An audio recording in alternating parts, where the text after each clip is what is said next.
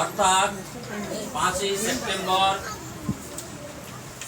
Sarvepalli doctor রাধাকৃষ্ণনের স্মৃতিচারণের উদ্দেশ্যে ওনার আত্মা শান্তি কামনার্থের জন্য প্রতি বছরের ন্যায় আল আমিন কোচিং সেন্টারের পক্ষ থেকে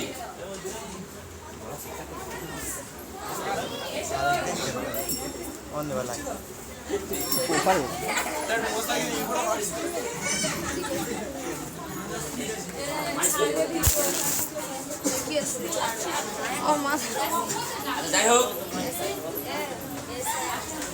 এই কোচিং এর পক্ষ থেকে প্রতি বছরের ন্যায় এই শিক্ষক দিবস দিনটি যে উদযাপন করা হয়ে থাকে, এবছর সেই দিনটি উদযাপিত হচ্ছে।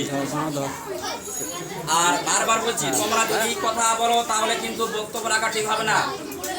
পিছনে যারা 11 আছো, আমার যেটা মূল বক্তব্য থাকবে আজকে সংক্ষিপ্ত হবে। আমরা এই কোচিং থেকে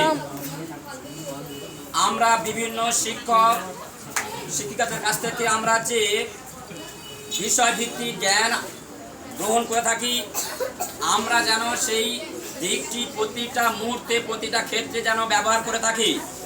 যদি আমরা ভেবে থাকি যে আজকের দিনটা আমরা শিক্ষক দিবস উপলক্ষে ভালো ড্রেস করব, ভালো সাজুগুজি করব, চাঁদা তুলে স্যারেদের জন্য গিফট দেব, আজকের দিনটা শেষ হয়ে গেলে কালকের থেকে আমরা রাস্তাঘাটে বলে বেড়াবো ওই স্যারটা ভালো না, ওই স্যারটা ভালো, ওই স্যারটা মারধর করে, ওই স্যারটাই করে মুখগুলো।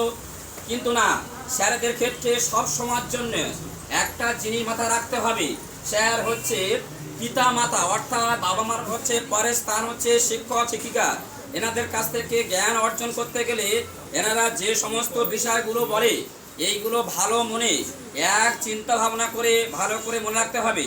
আর আমি আজকের দিনে সর্বোপরি গর্বিত, তোমরা যারা বর্তমানে এই 5 থেকে কেজি স্কুল থেকে আপ টু দ্বাদশ শ্রেণী পর্যন্ত যারা আছো, তোমাদের তুলনায় আমি সত্যি আজকের দিনে বিশেষ করে গর্বিত।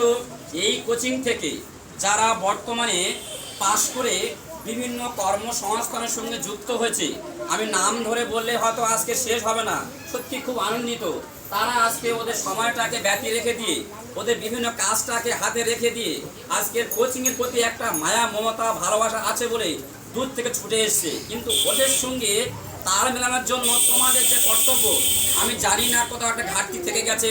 তোমরা অনেকে ভাবছো আমি আজকে 3 জায়গা থেকে এই শিক্ষক দিবসটা সেরে আসছি। একটা কোচিং থেকে আমি শুনেছিলাম, খুব খারাপ লাগলো, কোচিংয়ের কিছু ছেলেমেয়েরা বলছে যে টাকা দিয়ে আজকে শিক্ষক দিবসে চাঁদা দেবো, ওই টাকা দিয়ে আমরা মোবাইলে নেট মারবো আমরা।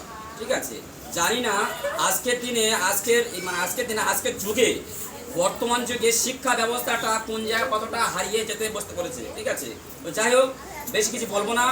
একটাই তোমাদের উদ্দেশ্যে বার্তা, শিক্ষা গ্রহণ করার মধ্য দিয়ে আমরা সব সময়ের জন্য মোবাইলে হোক আর সব বছর একটা জিনিস শুনে থাকি, রাধাকৃষ্ণন কে ছিলেন, তারা বাড়ি কথা ছিল, তুমুকগুলো, ওইগুলোকে মাথায় রেখে দিয়ে একটা জিনিস মাথায় রাখতে হবে, ভালো ছাত্রী ভালো ছাত্র নাম্বার পেলাম সেটা বড় বৈশিষ্ট্য নয়। রাস্তাঘাটে সবার সঙ্গে সমাজে কেমন ব্যবহার করব, সবার সঙ্গে কেমন চলবো, এই দৃষ্টিভঙ্গি, এই গুণাবলী, এই সমস্ত দিকটা মাথায় রাখতে হবে। আর আরেকটা জিনিস সবথেকে মাথায় রাখতে হবে, আজকের এমন একটা দিন, দুটো বিশেষ ব্যক্তির জন্মদিন, অর্থাৎ বিশ্ব নবী দিবস আজকের আছে, আবার আমার রাধাকৃষ্ণের জন্মদিন আছে। তো দুটো দিকটা মাথায় রেখে দিয়ে আমাদের একটা জিনিস মাথায় রাখতে হবে, বাবা মা অনেক কষ্ট করে বিভিন্ন শিক্ষা দীক্ষা গ্রহণ করার জন্য অনেক অর্থ অপচয় করে তোমাদেরকে কোচিংয়ে পাঠিয়ে দিয়েছে। তো সুতরাং আমরা এই কোচিং থেকে শপথ করব আগামী দিনে যেন লক্ষ্য উদ্দেশ্য পূর্ণ করতে পারি। আর শেষ কথা, ভূগোলের ভাষায় একটা কথা আছে, কাঁচা মাল ছাড়া যেমন কোনো শিল্প গড়ে ওঠে না, ঠিক তেমনি শিক্ষার্থী ছাড়া একটা কোচিং কেন, একটা বিদ্যালয় কেন পুরো একদম ফাঁকাহীন প্রতিষ্ঠান হবে। এই বলে আমি আমার বক্তব্য এখানে শেষ করছি।